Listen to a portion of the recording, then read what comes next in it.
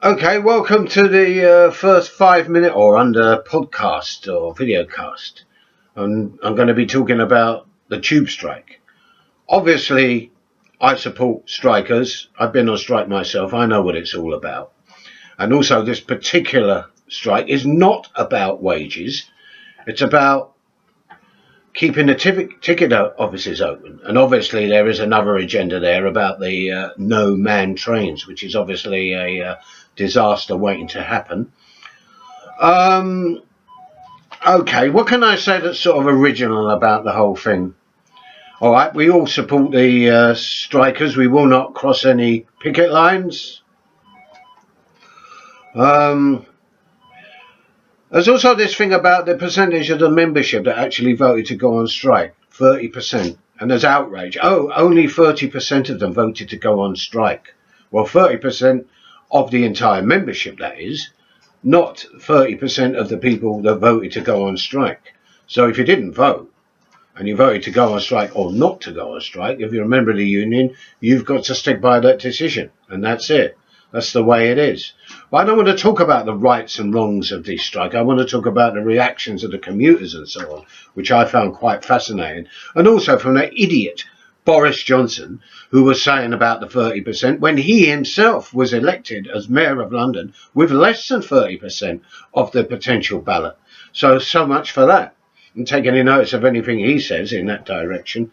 So we've seen on the television all these outraged commuters foaming at the mouth, ban the strikes, change the law.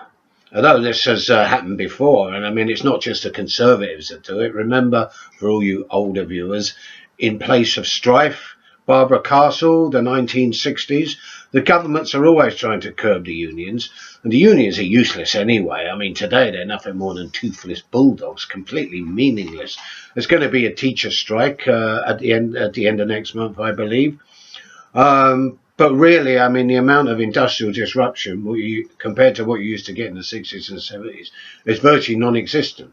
But anyway, let's get back to the tube strike. And let's get back to the reaction of the commuters, standing in the pouring rain and so forth, foaming at the mouth. That's quite unbelievable. There was some support for the strike, because I do believe these were probably people that work in the public services and know where it's at. The people that seem to be opposing the strike were obviously the office wallers that worked in the City of London, people that have got absolutely useless jobs that don't produce anything or do anything for other human beings at all, and completely superfluous to the whole sort of human economic framework. And they had a thing about someone on, I think it was London television. This guy took 4 hours to get into work for his job in the city, and presumably another 4 hours to get back again. And he lived in London. I mean, why bother? This is my message to these commuters.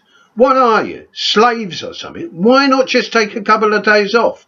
Will the world collapse if you don't have your job? Will your firm collapse? It will not. Haven't you got the guts to have a couple of days off here and there? And just say, I couldn't get into work. Why should I travel 4 hours to get into work? Say that to the boss. These people have got courage to strike. Have you got the courage not to go into work because you cannot get into work? So that's my message to the commuters. Chill out a bit, man. Because after all, is your job really worth it? Are you slaves or something? And if you can't afford to lose a couple of days' wages, then really maybe your job's not worth all that much anyway. You should try living on the dole, or try living on the wages that people that work in the ticket offices get, or people that clean hospitals, or nurses. Try living on their wages, and you really would have something to complain about. I see I've nearly run into 5 minutes already. So I just say that your jobs are completely unimportant anyway, and they don't mean anything for us. And anyway, what about Balls Up Britain? The signalling went at London Bridge the other day, so you'd have been standing around for hours anyway. Half the lines are closed down because of works during the weekend. If you really want to complain about something, complain about the fares going up every year beyond inflation. Complain about that. Complain about the cattle-like conditions you have to travelling to get to work, which is what the unions have been doing on your behalf. If only you knew it, you fucking commuter idiots. So, all I've got to say to you is, chill out, man. Take a few days off of work. If the boss wants to know why you couldn't come in, just say, well, you fucking try coming in, mate, with public transport when the tubes are closed down. You try standing for 2 hours in the rain waiting for a bus, mate. Just say that to them. And as I say, if you want to get angry about the fares going up. Get angry about the ticket offices closing. And don't get angry at the workers.